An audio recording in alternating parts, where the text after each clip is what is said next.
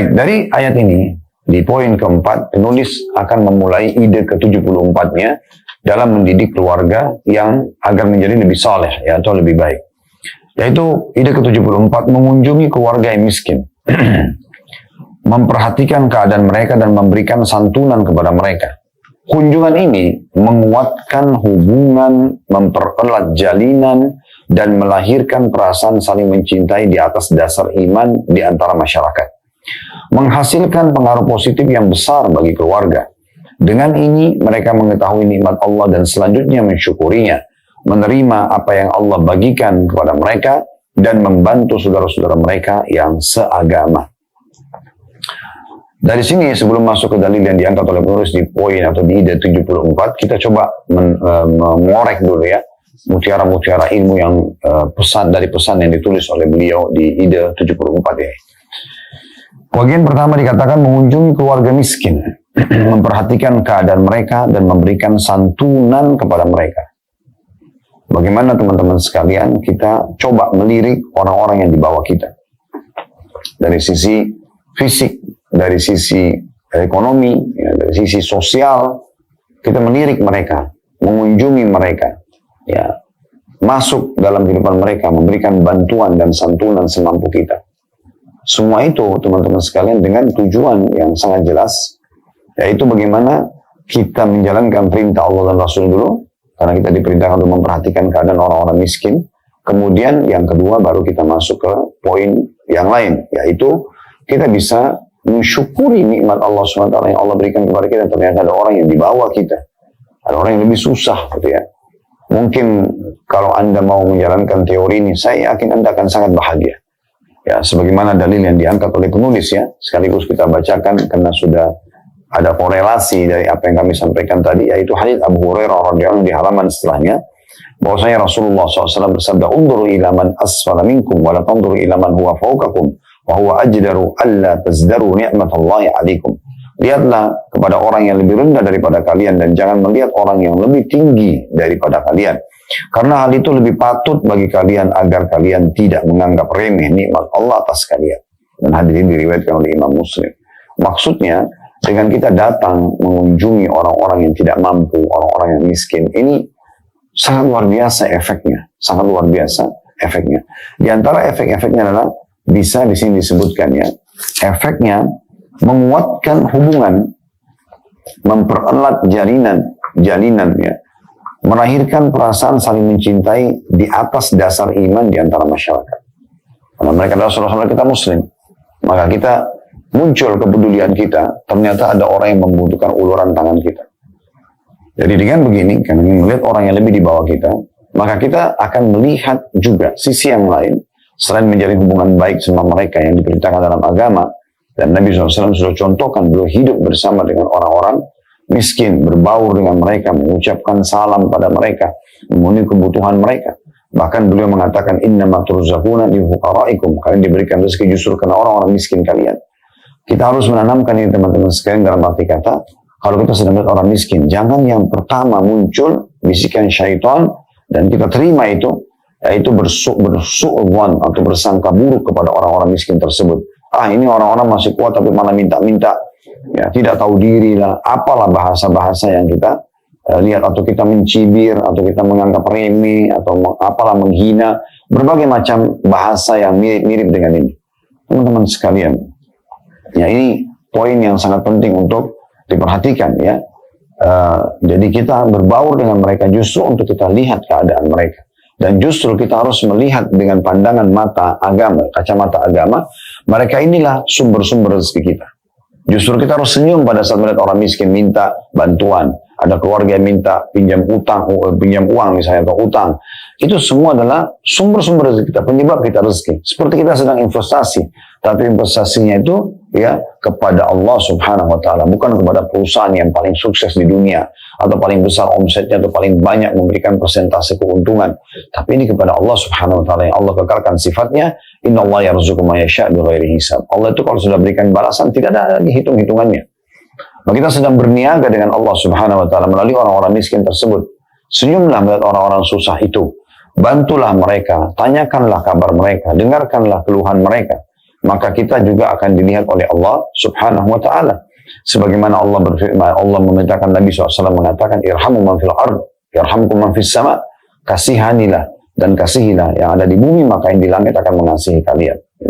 Dan kata Nabi SAW dalam hadis yang lain, man la yarham la yurham, siapa tidak mengasihi, tidak mau peduli dengan keadaan orang yang membutuhkan, maka juga tidak akan dikasihi. Maksudnya Allah SWT tidak akan mengasihinya. Dan ini poin penting yang harus kita lakukan dalam diri kita. Ubah mulai sekarang, Bapak Ibu sekalian, persepsi. Setiap melihat orang miskin, langsung kita bersangka buruk. Atau langsung kita menyangka,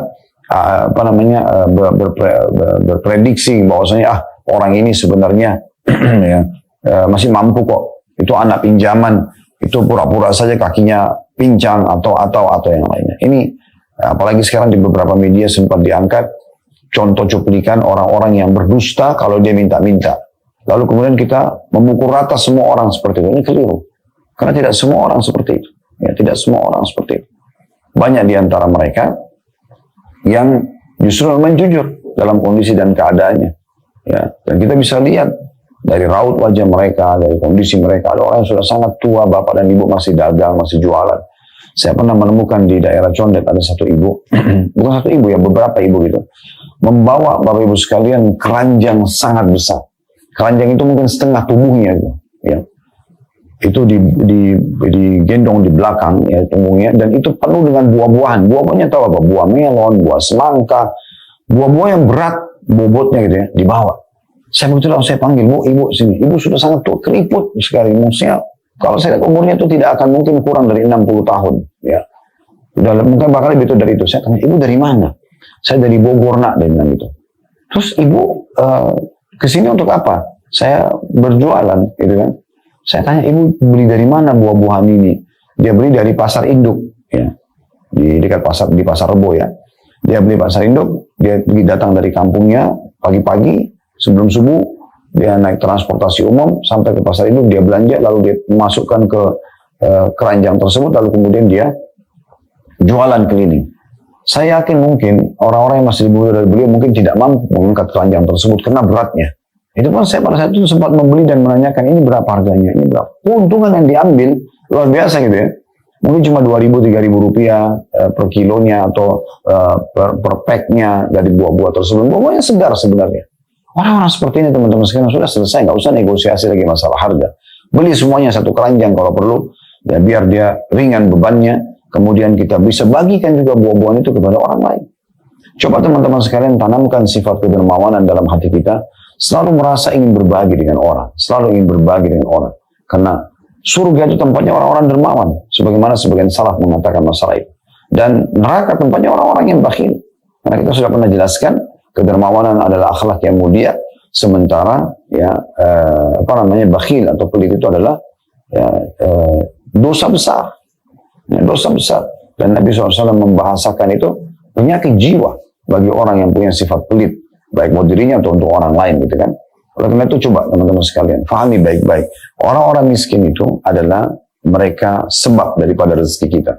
Nah, kita harus membiasakan diri kita dan keluarga peduli dengan keadaan mereka, peduli dengan keadaan mereka. Dan ada salahnya Anda kalau masuk ke restoran beli makanan, beli lagi beberapa bungkus yang mirip dengan itu, lalu Anda bagikan kepada para fuqara di pinggir jalan. Jangan cuma melewatin orang miskin, lalu kemudian Anda, sudah orang miskin, iya, gitu kan. Lalu tidak peduli dengan keadaan mereka. Betapa gembiranya mereka pada saat Anda memberikan uang 50.000, 100.000. Mungkin dia akan terus, dari mana Anda tahu? Mungkin sembuhnya penyakit Anda, mungkin mudahnya urusan Anda. Justru doa mereka pada saat mereka sholat karena bahagianya pada saat Anda berikan bantuan kepada mereka. Tidak ada salahnya Anda berbagi mukena, Al-Quran, sarung, sejadah, apalah yang bisa kita bagikan kepada keluarga-keluarga ini. Teman-teman sekalian, kalau kita sepakat nih semuanya, dan saya yakin ya kalau yang mendengarkan ceramah ini mau praktekin, ini akan sangat membantu program pemerintah untuk mengurangi kemiskinan dan juga ya mengurangi orang-orang yang susah. Kita mulai dari lampu merah aja deh. Bukankah di sana banyak orang yang sering minta-minta? Coba setiap orang di antara kita peduli teman-teman sekalian, tidak bersangka buruk dengan mereka, Coba anak-anak kecil yang menyanyi-menyanyi itu, kita mampir sebentar, tanya, kamu tinggal di mana nak? Mana orang tuanya? Kita temuin, ambil alamatnya, kita datang ke sana, temuin mereka. Kalau tidak kita utus orang misalnya untuk mengecek keadaannya. Mungkin dia tinggal di kolong jembatan, mungkin dia tinggal di rumah dari kardus saja, ya. Atau mungkin berdaun di bawah naungan pohon misalnya. Kita kan bisa memberikan mereka tempat, ya, wadah yang membantu mereka. Berapa banyak orang-orang tua yang susah, hidupnya mungkin sudah sakit, nggak bisa berobat karena mahalnya berobat. Berapa banyak janda-janda yang tidak mampu lagi dan mereka punya anak-anak, suaminya meninggal misalnya, atau ditinggal, diceraikan misalnya. Mereka butuh uluran tangan. Makanya Nabi SAW mengatakan dalam hadits, as-sa'i alal armalah wal miskin kan mujahid fisabilillah. Orang yang sa'i itu keluar sengaja mencari tahu tentang berita orang-orang janda, para janda dan orang-orang miskin, maka mereka sama dengan mujahid di jalan Allah. Itu karena besarnya keutamaan untuk peduli dengan keadaan-keadaan mereka. Oleh karena teman-teman sekalian, tanamkan dalam diri kita kepedulian ini dan ketahuilah dan tanamkan dalam diri kita, ini mereka sumber rezeki saya. Dengan berbagi pada mereka, Allah pun akan berikan kepada kita. Dengan mengasihi mereka, kita pun akan dikasihi. Dan muncul yang tidak kalah penting yang penulis katakan selanjutnya, dan akan menghasilkan pengaruh positif besar bagi keluarga. Karena kita tidak sendirian, kita ajak anak-anak, ajak pasangan hidup, mereka juga hanya melihat. Ya, dan mereka hanya bisa menghasilkan sesuatu yang lebih besar lagi, yaitu mensyukuri nikmat Allah Subhanahu wa Ta'ala yang ada. Mensyukuri nikmat Allah Subhanahu wa Ta'ala yang ada. Oh, ternyata alhamdulillah ya, begitu masuk rumah, kita punya rumah ya, kita punya makanan ya, kita punya minuman ya, kita punya pakaian ya, dan seterusnya. Ya, yang mungkin itu tidak tersentuh hati untuk mensyukurinya, kecuali dengan melihat keadaan orang-orang yang di bawah kita. Ini penting sekali. Maka kita sudah tahu juga, tidak asing teman-teman sekalian firman Allah SWT dalam surah Ibrahim, la in syakartum la azidannakum. Kalau kalian bersyukur pasti aku akan tambah. Jadi memang akan ditambah oleh Allah SWT dengan kita bersyukur. Dan cara yang paling efektif untuk bersyukur, apa yang Nabi SAW baru sampaikan tadi dalam hadisnya. Lihatlah pada orang yang di bawah kalian, ya, dan jangan lihat orang yang di atas kalian. Karena itu akan lebih memudahkan kalian untuk mensyukur atau memberikan kadar penilaian terhadap ya rezeki dan nikmat yang Allah berikan. Sehingga kita bersyukur. Ya. Mau jauh lebih bagus lagi dari itu, Anda kunjungin rumah-rumah yatim misalnya, Anda kumpulkan anak yatim tersebut, lalu kemudian biarkan anak-anak Anda bertemu dengan anak-anak yatim itu, mendengarkan cerita mereka bagaimana sih rasanya tidak punya orang tua, ya, bagaimana rasanya tinggal di asrama, anak-anak Anda biar lihat tempat tidur mereka, lihat kamar mandi mereka, lihat makanan pada saat mereka makan, lihat pakaian mereka yang sedikit beberapa lembar misalnya, dan berikan penjelasan kepada anak-anak Anda, lihat bagaimana mereka tidak punya orang tua. Sehingga mereka akhirnya, anak-anak ini menilai kita sebagai orang tuanya dengan penilaian yang sangat tinggi. Mereka bersyukur, apalagi mereka mendengar cerita langsung dari anak-anak yang sebaya dengan mereka. Ini sangat luar biasa efektif untuk memberikan penyadaran dan pendidikan yang penting buat keluarga atau bagi keluarga kita, agar terus mensyukuri nikmat Allah Subhanahu wa Ta'ala. Nah, ini penanaman dan penataan jiwa yang luar biasa itu ya. Melihat orang yang di bawah kita dan peduli dengan keadaan mereka.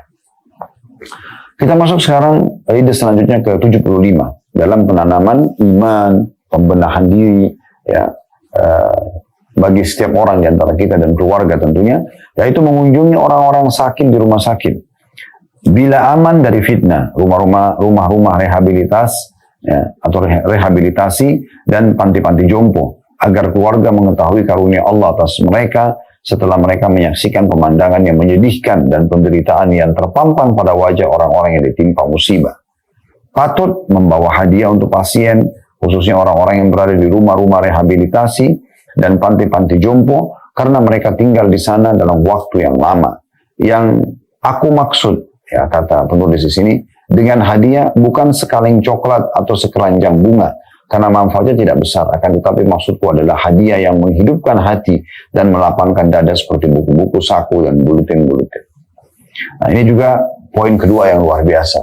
Bagaimana penataan jiwa dan menancapkan iman dalam hati, sehingga selalu merasa mau dekat dengan Allah, bersyukur kepada Allah, ya. Kemudian juga berhati-hati dari pelanggaran-pelanggaran agama, karena bisa saya datang hukuman seketika dari Allah SWT. Ini semua hal yang luar biasa. Kalau tadi kita melihat orang-orang miskin supaya kita lebih bersyukur, dan akhirnya juga mendapat pahala dan rezeki dari peduli terhadap keadaan mereka, kali ini bagaimana kita mengajak diri kita dan keluarga kita, terutama anak-anak, untuk mensyukuri nikmat kesehatan. Cara terbaik adalah mendatangi rumah sakit kalau memang rumah sakit itu aman, ya. Aman artinya bukan rumah sakit yang ada penyakit menular dan seterusnya. Misal ada kebetulan kerabat kita yang sedang sakit, lalu kita pada saat menjenguk mengajak anak-anak kita untuk ikut menjenguk. Lalu kita jelaskan kepada mereka, adalah orang-orang sakit, mungkin ada yang lagi diinfus, mungkin ada yang lagi pingsan, mungkin ada yang meninggal di situ, ya. Sehingga bisa dilihat dan kita sendiri bisa melihat bagaimana nikmat kesehatan yang sedang Allah berikan kepada kita, sehingga kalau dari rumah sakit tersebut atau kita menjenguk kerabat kita di rumah mereka yang sedang sakit, mungkin dalam kondisi susah payah, untuk ke kamar mandi pun susah payah, mengunyah makanan susah payah, meminum minuman susah payah, tidur juga susah, gitu kan. Maka kita melihat dan akhirnya kita bersyukur kepada Allah Subhanahu wa taala betapa luar biasanya, besarnya nikmat Allah Subhanahu wa taala kepada kita dengan kesehatan yang ada. Makanya ini luar biasa, ya. Bahkan sehingga saya dalam sebuah athar atau riwayat disebutkan, tidak ada nikmat terbesar setelah beriman kepada Allah SWT bagi seorang hamba dibandingkan dengan al-afiyah, kesehatan, ya. Dia bisa beraktivitas semau dia, ya. Bisa makan apa saja, bisa minum apa saja, ya, yang hangat, yang dingin, yang panas. Dia bisa istirahat kapan saja dia mau, tertidur dengan nyenyaknya. Dia bisa memakai pakaian sesukanya, dia bisa aktivitas berlari, meloncat, berjalan, berolahraga. Itu semua nikmat kesehatan yang luar biasa, luar biasa. Di mana mungkin tidak ada orang-orang yang tidak seberuntung Anda, mereka tidak bisa merasakan nikmat tersebut. Mereka sedang diuji oleh Allah SWT dengan penyakit. Bukankah kalau kita keselio saja, sudah cukup membuat kita tidak banyak bisa aktivitas dengan berjalan misalnya, atau hidung kita kesumbat sakit misalnya, tenggorokan kita lagi sakit, atau perut kita lagi sakit dan seterusnya, kepala kita lagi sakit misalnya, membuat kita terbatas sekali untuk bisa aktivitas. Nah, sekarang pada saat kita sehat, kita harus memahami itu adalah sebuah nikmat yang sangat besar yang harus kita jaga. Syukuri kepada Allah Subhanahu wa taala, ya. Sehingga Allah Subhanahu wa taala memberikan seperti yang Allah janjikan, la in syakartum la azidannakum, dalam surah Ibrahim tadi yang sudah kita bacakan. Kalau kalian bersyukur, maka aku pasti akan tambah. Ini penting sekali, teman-teman sekalian, menjenguk orang-orang sakit. Begitu juga poin yang lain selanjutnya maksud saya masih di poin nomor 75, tapi pelajaran yang bisa kita ambil yang kedua. Yang pertama tadi adalah bagaimana pentingnya mengunjungi mereka di rumah sakit untuk melihat dan menyadari besarnya nikmat sehat yang Allah berikan kepada kita. Kemudian pelajaran yang kedua yang bisa diambil adalah kita jadi juga meringankan beban kesedihan mereka. Kan begitu. Karena seseorang yang menjenguk orang yang sakit, sebenarnya dia sedang meringankan penyakitnya orang yang sedang sakit tersebut. Dia meringankan sekali, ya. Karena dia datang di antara sunnah Nabi SAW mendoakan. Nabi SAW kalau menjenguk orang sakit membaca, la ba'sa insyaallah, semoga tidak masalah penyakit ini untukmu, ya. Juga dalam riwayat yang lain Nabi SAW mengatakan tahurun insyaallah, semoga jadi pensucian terhadap dosa-dosamu. Ini satu hal yang sangat baik. Kita datang, kita hibur mereka, nggak masalah, mudah-mudahan kamu cepat sembuh, mudah-mudahan cepat sembuh misalnya. Nah, ini doa ini penting sekali. Datangnya kita ke sana dalam kondisi kita sehat dan mungkin ya keadaan ekonomi kita lebih baik misalnya, atau jabatan kita lebih tinggi, itu akan lebih mensupport orang yang sedang sakit. Oh, ternyata saya dipedulikan, ya, masih ada yang peduli dengan saya. Itu bisa membantu dia justru mempercepat pemulihan penyakitnya. Itu penting sekali, ya. Makanya teman-teman sekalian di sini manfaatnya bukan hanya kita bisa mensyukuri nikmat, tapi kita juga sedang memberikan manfaat kepada orang yang sedang kita jenguk. Makanya keutamaan menjenguk orang sakit itu banyak sekali, ya. Di antaranya sabda Nabi SAW, siapapun yang menjenguk saudaranya di pagi hari, walaupun cuma beberapa saat saja, mungkin hanya 5 menit, 10 menit kita datang ke rumah sakit misalnya, maka Allah akan mendatangkan 70.000 malaikat yang mendoakan dia sampai sore hari. Kita cuma menjenguk misalnya 5-10 menit, malaikat tidak akan berhenti berdoa sampai asar, sampai sore hari. Dan ini 70.000. Bukan satu malaikat yang mendoakan sudah cukup, 2 sudah cukup, 10, wow, luar biasa, sudah sangat banyak. Ini 70.000 malaikat yang terus mendoakan dia, dan bukan cuma di waktu itu. Misalnya dia menjenguk 5 menit, cuma 5 menit didoakan. Tidak. Mulai dari pagi sampai sore. Kalau dia menjenguk saudaranya yang sedang sakit di sore hari, maka Allah akan mengutus lagi 70.000 malaikat yang mendoakan dia sampai besok pagi. Artinya, kalau kita memahami poin ini dan kita menjadikan justru ajang menjenguk orang sakit adalah mengejar pahala yang Allah SWT janjikan, ini luar biasa. Kita tidak akan sia-siakan kalau ada di antara kerabat atau siapapun, ya mungkin staf Anda di kantor, mungkin kenalan Anda, mungkin siapa saja Anda menjenguknya, ini pahalanya sangat besar. Dalam riwayat yang lain juga disebutkan, kalau seseorang menjenguk orang lain yang sedang sakit, maka dia seperti sedang berjalan di taman-taman surga dan dia sambil memetik buahnya. Nah, ini ada hikmah tertentu dalam riwayat seperti ini ya, tapi kita imani apa adanya. Dan sekian banyak tentunya keutamaan menjenguk orang sakit. Ini mutiara kedua yang kita bisa ambil di poin nomor 75. Selain kita bisa bersyukur kepada Allah SWT, itu yang pertama, dan yang kedua, kita bisa membesarkan hati dan menggembirakan orang yang sedang dijenguk. Pelajaran ketiga yang ingin disampaikan oleh penulis adalah pentingnya seseorang juga tidak luput untuk membawa hadiah untuk orang-orang yang sedang sakit. Namun di sini penulis menitik beratkan poin penting. Bukan yang dimaksudkan oleh penulis adalah sekaleng coklat tadi atau sekeranjang buah. Ya biasanya kita begitu ya. Kita datang ke sana. Walaupun ini boleh saja. Tetapi yang beliau inginkan adalah bagaimana momentum ini digunakan semaksimal mungkin untuk menanamkan iman dalam hati orang yang sedang sakit tadi. Karena dalam kondisi orang sakit lemah, itu lebih mudah dia untuk bisa menerima nasihat. Karena biasanya orang yang membangkang itu justru kalau fisiknya lagi sehat-sehatnya, dia lagi tidak ada masalah. Nah itu biasanya justru di saat itu ya dia dia sulit sekali untuk bisa menerima nasihat. Tapi di saat dia sedang jatuh, bangkrut, lagi sakit, ya, lagi ada masalah, di saat itu justru jiwanya lemah dan dia mudah sekali untuk bisa menerima masukan-masukan. Nah di kesempatan ini kita berikan hadiah buku kepada mereka. Mungkin mereka sambil dirawat di rumah sakit bisa membacanya misalnya, ya. Mungkin Anda membawa buku tentang adab-adab dalam bagi orang sakit dalam Islam. Cukup banyak buku membahas masalah itu ya, buku-buku saku. Misalnya tata cara sholat bagi orang yang sedang sakit, ya, yang belum bisa tersentuh air, yang belum bisa ke kamar mandi, tata cara tayamum, cara sholatnya gitu ya. Dan bagaimana juga mereka mengisi waktu-waktu mereka di rumah sakit, bukan justru dengan tontonan-tontonan, tapi mereka sibuk dengan ayat-ayat Al-Quran, dengan zikir kepada Allah Subhanahu Wa Taala, dengan mendengarkan ilmu. Nah itu penting sekali, teman-teman, itu penting sekali. Disebutkan dalam sebuah kisah di Saudi itu ada satu anak muda, termasuk orang yang mampu secara finansial bersama keluarganya ya, maksudnya mereka adalah keluarga yang mampu. Satu waktu terjadi tabrakan dan kakinya patah, kemudian dia dirawat di rumah sakit. Ada seorang syekh, seorang alim ulama tinggal di kota itu. Dia punya satu tradisi yang bagus. Dia biasa ngeluangin waktu seminggu sekali, 2 minggu sekali untuk mendatangi rumah sakit, dan dia kena dikenal, dia pamit kepada pemilik rumah sakitnya untuk diberikan kesempatan, untuk mendatangi kamar-kamar yang memang mereka izinkan untuk masuk.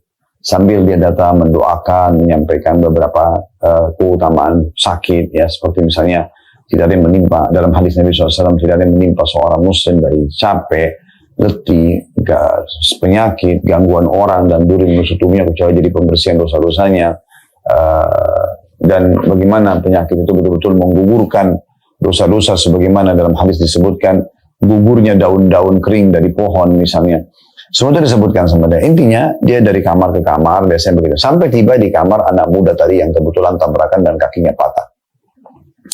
Waktu itu dia sempat menyampaikan sabarlah dan seterusnya. Kalau anak muda itu mengatakan syekh itu kalau kita kiai atau ustadz ya. Sebenarnya saya sangat bersyukur kepada Allah SWT dengan apa yang menimpa saya sekarang. Syekhnya bingung. Sementara di rumah sakit, di tempat itu, tidak ada orang yang lebih parah dari dia. Ini karena kakinya patah. Dan lagi digip gitu kan. Lagi ditutup di semen dan lagi digantung kakinya. Dan ini sudah cukup lama berjalan. Ya. Karena memang pemulihannya cukup lama. Maka syekhnya heran dan mengatakan, kenapa kamu mengatakan kamu bersyukur kepada Allah atas keadaan kamu sekarang? Maka anak muda itu mengatakan, Syekh, saya ini sebelum kena musibah dan ujian ini adalah orang yang sangat lalai dari agama, jauh dari Allah Subhanahu Wa Taala, nggak pernah sholat, segala macam jenis maksiat sudah saya lakukan gitu ya.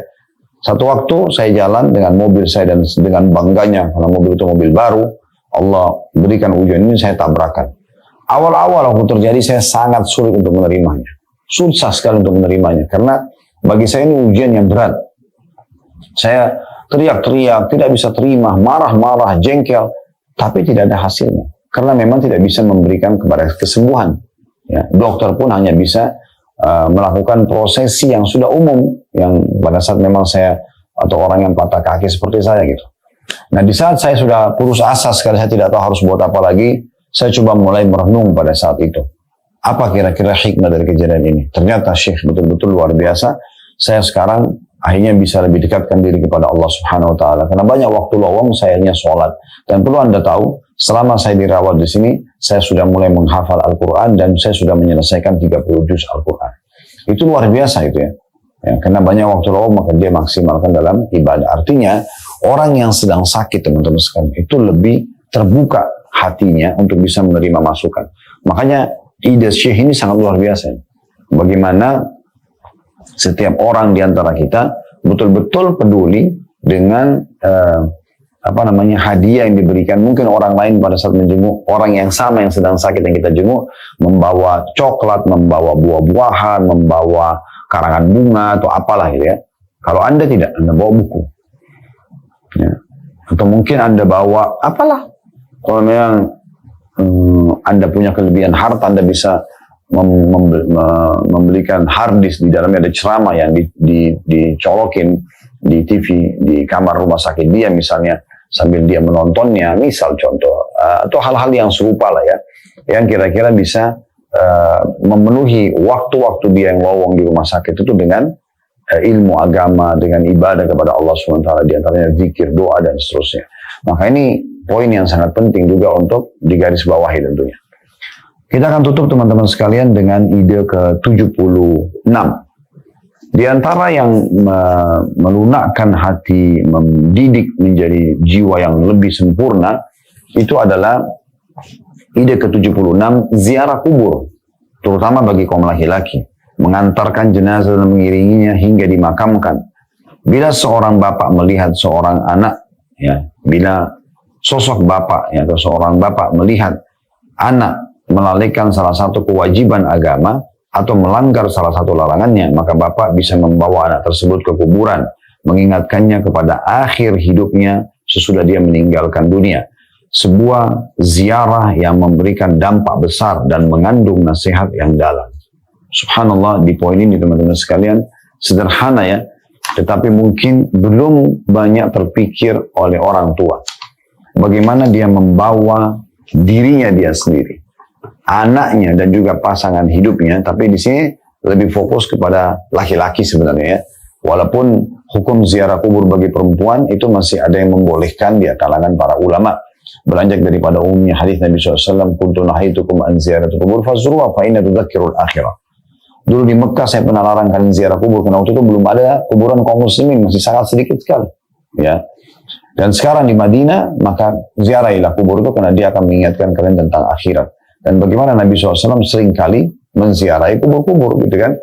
Beliau biasa mendatangi kuburan Baqi di Madinah, beliau biasa mendatangi kuburan syuhada Uhud ya. Bahkan dalam beberapa riwayat beliau pernah melewati kuburan-kuburan tertentu, lalu beliau juga ya mendoakan pemilik kuburan tersebut, dan kadang-kadang juga melewati kuburan orang-orang non-muslim, lalu beliau menjelaskan bagaimana dahsyatnya siksa kubur yang menimpa mereka. Jadi kuburan ini memang diziarahi oleh Nabi alaihi salatu wassalam. Nah, ini nasihat yang luar biasa ya. Kita bisa mengambil pelajaran beberapa saat di kuburan itu, berpikir, introspeksi diri kita dan juga keluarga ya. Bawa anak-anak kita, lalu kemudian lihat kuburan tersebut, berikan penjelasan buat diri kita, nasihat buat diri kita, buat anak-anak kita tentunya, orang-orang terdekat itu. Ingatnya, tanah, gundukan tanah ini dan batu nisan, di bawahnya ada manusia yang seperti kita. Mungkin kakek mereka, mungkin kakek Anda, mungkin orang tua Anda, mungkin siapa saja, ini kerabat, atau umumnya kuburan kaum muslimin. Lihatlah, mereka sudah meninggal dunia. Kita pun semua sedang menuju ke tempat yang sama. Bahkan kalau perlu ada jenazah yang lagi diantar, Anda bisa ikut mengiringi jenazah tersebut, ya, dan Anda bisa mengajak anak laki-laki. Nah, kalau mengiringi jenazahnya laki-laki, lebih fokus ulama membahas masalah laki-laki. Tapi kalau ziarah kubur masih ada yang membolehkan wanita juga melakukannya. Intinya teman-teman sekalian, prosesi pengurusan jenazah, kemudian dibawa ke mana, ke kuburan, ya, dipikul, kemudian dimasukkan ke liang lahat, itu semua prosesi yang sangat spektakuler, ya, yang bisa menyentuh jiwa secara langsung, praktek di lapangan. Kemudian pada saat setelah ditaruh, ditutup, ya, di lahatnya kemudian ditutup dengan tanah misalnya, lalu kemudian kerabat-kerabatnya pun akan meninggalkannya, lalu meninggalkan dia sendiri di sana. Nah, di saat itu kita bisa merenungi hadis Nabi SAW yang berbunyi, kalau anak Adam meninggal dunia, maka akan ikut ke kuburan 3. Keluarganya, hartanya, dan amalnya. Serta akan pulang 2. Keluarganya dan hartanya akan pulang dan akan tinggal 1 amalnya saja. Sebanyak apapun harta yang Anda miliki, maka tetap saja, dan semewah apapun mobil yang Anda miliki, tetap akan pulang dan menjadi warisan. Nah, tidak akan pernah dibawa ke liang lahat. Liang lahat hanya 2 lembar kain kafan bagi laki-laki dan 5 lembar kain kafan bagi wanita, gitu ya. Dan tidak ada yang lainnya. Tidak ada cincin emas, tidak ada kalung, tidak ada tas, tidak ada dompet, tidak ada handphone, tidak ada semuanya yang dibawa ke sana. Dan itu semua akan berlaku bagi semua manusia. Kemudian, terutama kaum muslimin, ya. Orang-orang kafir, Allahu a'lam, mungkin mereka punya cara sendiri. Kemudian yang kedua, keluarga. Ya, secinta-cintanya orang tua pada anak, pasangan hidup pada pasangannya, tetap mereka mungkin sedih. Tapi setelah itu mereka akan pulang, tidak mungkin mereka menginap di kuburan. Namun yang tinggal bersama kita adalah amal. Inilah yang selama ini kita lalaikan seperti sholat, puasa, zikir, dan seterusnya. Ini akan menemani kita di kuburan nanti. Bagaimana seseorang kalau sudah mendengar hadis seperti ini masih berpikir melalaikan amal-amal solehnya, malas untuk sholat tepat waktu, tutup aurat, peduli dengan pendapatannya, halal atau tidak misalnya, ya, dan seterusnya, yang lain-lain pergaulannya, dan yang lain-lain dalam kehidupan kita sehari-hari. Bagaimana dia tidak peduli dengan amal-amalnya, ya, dan dia amal solehnya, dan dia terus terjerumus dalam perbuatan dosa, dia tahu dia akan dihukum. Ya, dalam Islam sudah digambarkan begitu. Jadi kita berharap teman-teman sekalian, kalau kita sedang membahas begini, yang lalu-lalu semua, ya semoga Allah maafkan, kita taubat nasuha. Tapi kita bicara ke depannya. Setiap kali dengan pengajian itu sedang membahas sekarang ke depan. Seperti apa kira-kira kondisi dan keadaannya gitu ya. Makanya kita harus peduli teman-teman sekalian. Dan bayangkan bagaimana dahsyatnya kalau kita duduk bersama anak-anak di kuburan tersebut 5-10 menit. Lalu kita sampaikan tentang hadis tadi ya. Atau kita kasih contoh rasional, ini ada contoh rasional, ini adalah manusia seperti kita dulu. Mereka juga punya anak-anak, mereka juga lahir. Orang berproses anak-anak seperti kalian. Mereka juga berharap menyelesaikan sekolahnya, kemudian mungkin mereka sudah berhasil menyelesaikannya, lalu kemudian mereka menikah, lalu kemudian mereka punya usaha. Apalah proses dunia, mobil, rumah, sudah didapatkan semua. Akhirnya mereka tutup hidup mereka dengan meninggal dunia. Mungkin juga ada kuburan anak kecil. Nah, ini juga bisa saja.